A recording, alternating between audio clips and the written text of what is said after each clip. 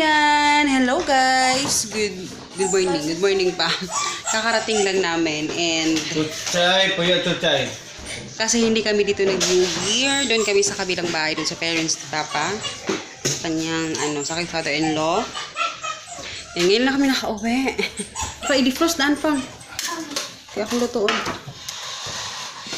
Doon na kami natulog. And doon na rin kami nag-umagahan. Kaya, ang helmet di Plastar.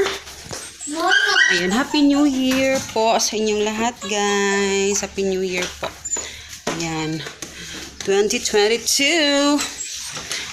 And, ayun, wala kaming dito. Sa table namin yan lang yung laman. Pero, meron tayong luto ngayon. Talihog ko, be. Imuhang jacket. Tingnan yung buhok ko. Dito sa buhok ko. So, New Year na New Year. New beginning ng ating, hindi, lang kasi sila dito. Nandito lang sila. Ay. Ayan. Nakpalo ko saksak sa electric fan, nakpe. So, yan. Kumusta kayo, Ay! May buhok. Hello guys, ayan, magla-lunch na, lunchtime na, kaya magluluto tayo ng yung adobo yung lulutuin natin, guys. So ayun, si Papa pala tulog pa siya, tulog ulit. And then magluluto tayo kasi diba hindi kami naghanda kahapon sa para sa ngayon New Year. So ngayon tayo magluluto ng aming ulam. And then yun naman yung ating ngayon handa. Hindi ko alam kung nasa yung headband ko, hindi ko makita.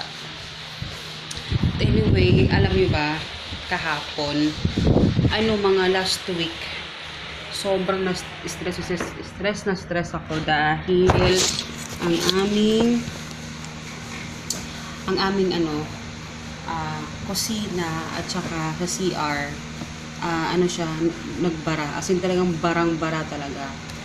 Inano na ni Papa, hindi niya na-solve yung bara.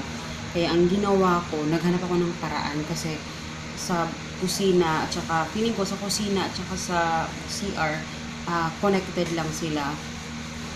Kaya medyo na-stress ako talaga kasi pag nililigo kami, talagang overflow talaga, guys. Talagang pag nililigo ka, yung tubig talaga. Grabe. Kaya nahanapan ko siya ng paraan. Pinump ko siya ng damit tsaka yung stick. So ngayon, ang dumi talaga ng CR. Kasi paano maglilinis ang CR? Kasi siguro sobrang itim-itim talaga yung mga gilid, yung mga Kasi paano ka maglilinis? Nagbabara nga, diba? Kaya sabi ko, kailangan bago mag-New Year, matanggal na yung and malinis ko na. So kahapon, in fairness, nalinis ko na siya. And I'm so happy talaga kasi doon, kasi sa kusina, nag-drain na din. So yun yung problema namin. And yun, Happy New Year po sa inyong lahat. And yun. Doon na kami sa kabila nag-New Year, guys. Kasi dito kasi parang kami lang kasing tatlo. Kaya pumunta kami doon. Pati Pasko doon din kami. Kasi si mama ko nasa nasa bukid. Doon sa nanay ko. So ngayon. So bukas naman, alis na naman kami ulit. So tomorrow is Sunday ba? Sunday. Kaya bukas isirado. Kaya bukas alis din kami. Ay! Diyos ko Lord. Ayun. Fiesta naman doon sa ang daming ang daming pupuntahan. So ayan, guys. Magsasaing muna ako and magluluto muna ako ng aming ulam. Kasi magla-lunch time na. So yun. Wait lang. Ayan. Hello, guys. Ayan. Good afternoon. Actually, afternoon na. Makain ako ng grapes. Anyway, syempre ngayon ay New Year. So, sarado kami sa Foodpanda. Pero, nagsasagot pa rin ako ng mga messages sa sa page. Anyway, ayun. Kasi nga, di ba, New Year and 2022 na guys, and syempre, gusto kong i-share sa inyo yung mga nakaraang taon, yung mga struggles namin, no? Kasi, syempre, hindi naman lahat na i-share ko talaga sa inyo. And, yun. Year 2021 is actually talagang medyo mahirap talaga siya sa amin, no? Maraming struggles talaga sa business, basta maraming mga pinagdaanan, and dumating kami sa point na parang gusto na namin umuwi doon sa dumating kami sa point na gusto namin umuwi doon sa kabilang bahay kasi syempre dito syempre nagre-rent naman talaga, nagre-rent lang kami dito, and marami kami mga plano, no, pero talagang siguro hindi pa talaga will ni God, no. Tinatry naman namin pero talagang hindi siya binibigay, kaya talagang hindi naman namin pinipilit, no, kasi syempre mahirap yung ipipilit natin yung mga bagay na hindi pa talaga siguro time, 'di ba? Hindi pa yung tamang panahon. Anyway, so ayun nga, and dumating sa point kasi syempre ngayong pandemic guys, unpredictable kasi siya, syempre yung paiba-iba ng level, minsan nagla-lockdown, minsan naman medyo bumababa yung level, no. So parang hindi stable yung sa business talaga, yung iba nga hindi na nga nagko-close na talaga. So syempre may mga times na sobrang lakas talaga ng lalo na yung naka-quarantine lahat yung mga tao. So talagang malakas yung business. May times na yung dumating yung time na talagang medyo okay na, parang hindi na ganun ka-strict yung sa labas, parang pwede lumabas yung mga tao. So biglang hihina yung negosyo kasi syempre yung mga tao nasa labas lahat. Alam mo yun, gusto nilang lumabas lahat. Kaya talagang maraming naapektuhan sa sistemang ganito. Talagang hindi stable. And syempre, isa kami sa naapektuhan nun. Pero talagang love earn lang talaga. Talagang nilalaban namin yung business. And, yun. Medyo pahirapan talaga. Minsan So, ayun nga siya guys. Yun talaga yung pinagdaanan namin doon sa 2021, and talagang kasi syempre kung pagkain lang din naman, makakakain ka naman, diba? Syempre, pero yung mga bill, syempre yung mga kuryente, mga tubig, lahat ng mga bills na binabayaran, syempre hindi naman nagpo-post yun, diba? Hindi naman siya naka-quarantine. So talagang pahirapan talaga. And kaya todo talaga kami sa pagtitipid, kung makakapagsubi talaga, magsubi talaga kasi syempre darating talaga yung time kailangan ka talaga ng mga kailangan bayaran or something, may mga emergency na kailangan mong anuhan, diba? So yun talaga yung inaano namin. And syempre si Papa talaga namang siya talaga yung nag-deliver, siya talaga, parang siya lahat yung gumagawa, alam mo yun. And syempre meron kami mga sinasahuran na mga taga ng lumpia. So talagang sobrang tipid talaga. Alam nyo guys, alam nyo yung ganun. Pero, which is good din naman. Kasi, the more kasi na nagiging busy, diba? Nagiging busy kami. The more na nagiging unhealthy yung kinakain namin. Kasi syempre, wala nang time magluto. Wala nang, alam mo yun, parang, dumadating ako sa point na, parang, alam mo yung, so, parang ako naman, dumadating ako sa point. Pala ko parang nag-trick fan pa. Dumadating ako sa point na parang namimiss ko yung dati. Alam mo yung nag-vlog ako na parang wala akong pakialam. Palunga, palihog ba? Wala akong pakialam sa parang alam mo yung dumadating ako sa point guys na parang gusto kong parang namimiss ko yung dati na alam mo yung chilling yung ko ginagawa ko. Parang chill lang ako. Nag-vlog lang ako, nag-upload lang ako ng video. mahirap din maging negosyante, alam niyo yun. Mahirap din maging negosyante at saka maging asawa, maging ina. Alam mo yung ang daming mas parang feeling ko gusto ko yung dati na parang yung normal yung ginagawa ko. Pero syempre I'm thankful naman na sa mga blessings na dumating sa amin. Syempre hindi naman ako nagrereklamo. Pero alam mo yung may times talaga na minsan na naiisip ko din na lalo na pa nakikita ko yung mga dati naming mga videos or mga pictures. So nakakamiss din.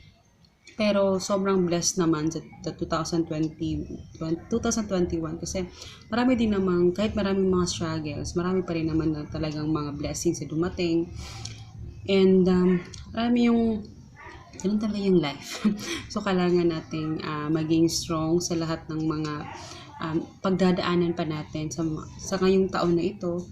Siyempre, yung problema hindi naman talaga nawawala yan. And hoping lang ako talaga na this year is talagang more blessings and less problem. Or kung may mga problema darating, sana kayanin namin, no? And talagang may times na may times pag namumroblema ako, guys, syempre iba kasi ako pag may problema, hindi ko kayang mag-fake. Pag talagang sad ako, malungkot talaga ako. Alam mo yun? Hindi ko kayang mag-fake ng feelings ko. Talagang kailangan ko siyang ilabas. So pag sad ako, parang ayokong gumalaw-galaw or something na mga parang nawawalan ako ng gana minsan. Pero syempre, kailangan natin ibalik yung ating eager. Pero iba kasi yung eager ko dati. Napansin ko kasi, guys, iba yung eager ko dati. Nung dati-dati pa. Parang iba yung iba yung atake ko sa negosyo. Iba din yun ngayon. So, yun yung napansin ko. Pero, syempre, pag medyo tumatagal-tagal na, parang nare-realize ko din naman na, syempre, mas inuuna ko talaga yung family, yung panahon ko sa anak ko, kasi syempre mahirap din talaga kasi dati talagang sobrang kahit sa vlog, yun naman yung gusto kong improve sa vlog, kaya hindi ako nangangako kasi may times talaga na kasi ayokong mag-upload na for the sake lang na mag-upload, alam mo yun. Pag gusto ko mag-upload, nag-upload naman talaga ako. Pero pag may times talaga na pero syempre napifeel ko rin na parang meron din akong responsibilidad kasi syempre may mga nag-aantay din sa inyo na mag-vlog ako, diba? Na mag-upload ako ng video. Kaya talagang inatry ko din na talaga na maibalik ko yung dati na talagang nag-upload ng videos, diba? Namimiss ko din yun, guys. Namimiss ko siya. Sobra ko siya namimiss. And yun naman yung mga struggles namin talaga sa syempre sa financial, sa business. Kasi naman, guys, nung nasa pangit na bahay pa kami, nung umalis kami doon, meron pa kaming mga personal loans namin. Marami kaming mga personal loans sa mga gamit, yung mga loans lang na alam mo yun, ginamit lang kung saan-saan. So yun, so natapos namin yun, guys. And nung dumating yung pandemic, syempre nag-struggle din kami kasi syempre guys, sa business naman, kasi diba, naapektuhan din yung business namin. So, nag-struggle din kami kasi nasa stage din kami ngayon na dahil wala namin kaming personal loans except din sa bahay. Kasi yun, nakuha namin yun. Diba? So, usually yung mga loans namin is sa business talaga yun. Ang ingay ng asa. So, ayun. So, yun yung aming workout ni Papa. Actually, may mga na malapit nang matapos. Pero, yun talaga yung talagang tulo nagtitipid kami para talagang makapagpayad talaga ng mga kailangang bayaran. Ingay ng asa, te! So, yun yung inanam ko. Kaya tulo tipid talaga kami. Talagang tinitipid ko talaga para talaga kung may kagaya sa motor, kung may extra binabayaran, tinidagdagan namin para mabilis matapos. So, yun yung mga namin, yun yung goal namin ni Papa na matapos lahat din yan ng mga loans sa business kasi syempre nag-down yung namin, diba? naapektuhan din kami sa pandemic. Kaya hopefully, pagdasal niya kami guys na matapos namin. And hopefully talaga matapos na siya. And yun naman yung mga ano namin guys, yun lang yung ma-share ko sa inyo. Soon baka marami pa akong ma-share sa inyo about it. Pero talagang yun, todo kayod talaga, todo kayod. Kasi syempre, alam nyo na, para matapos yung mga ano natin, bayarin. Kasi hindi pa talaga ganun ka-stable eh. Yung ano natin, paiba-iba yung mga ano ng tao. 'Di ba? So yun, so I hope you guys enjoy. Magpapaalam na ako dito guys ha. And see you in my next video. Sana makapag-edit ako and ma-upload ko yung video. So, ngayong aso guys. So, see you in my next video. Bye!